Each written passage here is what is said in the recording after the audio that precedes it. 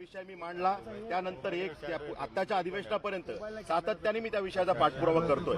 मी जेवढं खोलात गेलो एवढी कागदपत्र मला मिळाली की ज्या आधारे ही क्या किमती कमी असायला पाहिजे. आणि हे काय आहे तर हे सिडकोच्याच माध्यमातून तयार झालेले कागदपत्र आहेत, त्यांचेच बोर्डाचे रिझोल्युशन आहेत की ज्या माध्यमातून त्यांनीच म्हटलेलं की आम्ही जागेची किंमत जी आहे ती घरांवरती लोड करणार नाही, पण घरांची किंमत आकारताना मात्र जागांच्या किमती त्यात पकडलेल्या आहेत आणि त्यामुळे किमती फुगलेल्या आहेत. या सगळ्या जागा अशा आहेत की ज्या रेल्वेचे फोरकोर्ट आहेत, बस टर्मिनल आहेत किंवा रेल्वेचे काही जागा आहेत की ह्याच्यावरती घरं बांधण्यात आली आहेत आणि याच्या किमती ज्या आहेत याचे पैसे ऑलरेडी बिल्डरला जे टेंडर प्लॉट विकले जातात त्यातून सिडकोनी वसूल केलेले आहेत. म्हणजे एकाच जागेच्या दोनदा किमती सिडको या गरिबांकडनं वसूल करते.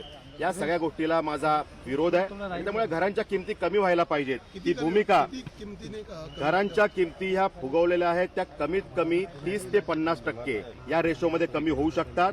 आणि ह्या सगळ्या गरिबांसाठीच्या घरांमध्ये छोटे छोटे विषय आहेत. म्हणजे 1.5 लाख लोकांनी ह्या लॉटरीला पसंती दाखवली, पण जेव्हा सिडकोनी घरांच्या किमती जाहीर केल्या फक्त 19,000 लोक शिल्लक राहिली आणि त्यातले पण पैसे भरताना मात्र फक्त 10,000 लोकांनी भरले. म्हणजे माझ्या पसंतीचं सिडकोचं घर हे योजनेचं नाव, पण पसंती कोणाची? कदाचित सिडको एमडीच्या पसंतीने ही सगळे कामं चालू आहेत, कारण लोकांनी तर पसंती दाखवली नाही, फक्त 10,000 लोक उरले. त्यामुळे हे विचित्र कारभार सिडकोनी करून ठेवलाय आणि त्यामुळे मागेल त्याला घर, लॉटरीची गरजच नाही, घरं शिल्लक राहिली आणि त्यामुळे मागेल त्याला घर ही योजना झाली की काय हा प्रश्न तयार झालेला आहे. हे बिल्डर दार्जिनं धोरण त्या ठिकाणी दिसतंय सिडकोचं, कारण आदरणीय मुख्यमंत्र्यांनी यामध्ये असं मागे म्हटलेलं आहे की जागेची किंमत तुम्ही गरिबांच्या घरासाठी पकडू नका, ती तुम्ही जागेची किंमत मायनस करा, कारण सिडकोच्या स्वतःच्या जागा आहेत आणि सिडकोने ह्यात असे प्रकार केलेत की स्वतःच्याच पैशातून प्रोजेक्ट उभारले आणि प्रोजेक्ट उभारल्यावरती त्याचं व्याज त्या वर्किंगमध्ये त्यांनी पकडलंय. आता जनतेचे पैसे सिडको फक्त कस्टोडियन आहे आणि त्यांनी ते पैसे मात्र व्याजासकट ह्या घरांच्या किमतीवरती लोड केलेले आहेत. हे प्रकार अत्यंत चुकीचे आहेत आणि त्यामुळे ह्या किमती कमीत कमी 30% ते 50% कमी व्हायला पाहिजे.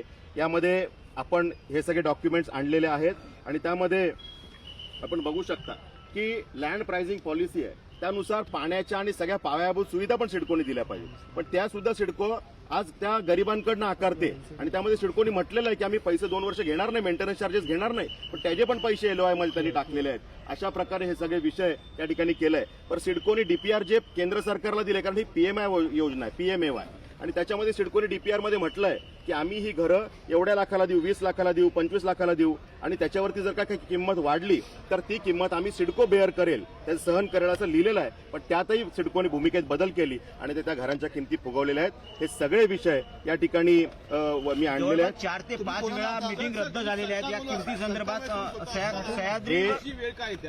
कारण सरकारची भूमिका इतकी चांगली आहे की गरिबांना घरं मिळाली पाहिजे.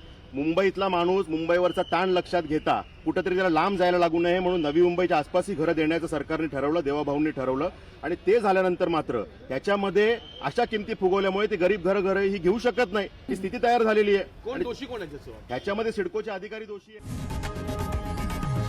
लोकशाही मराठी ऐका, पहा, जागरूक रहा.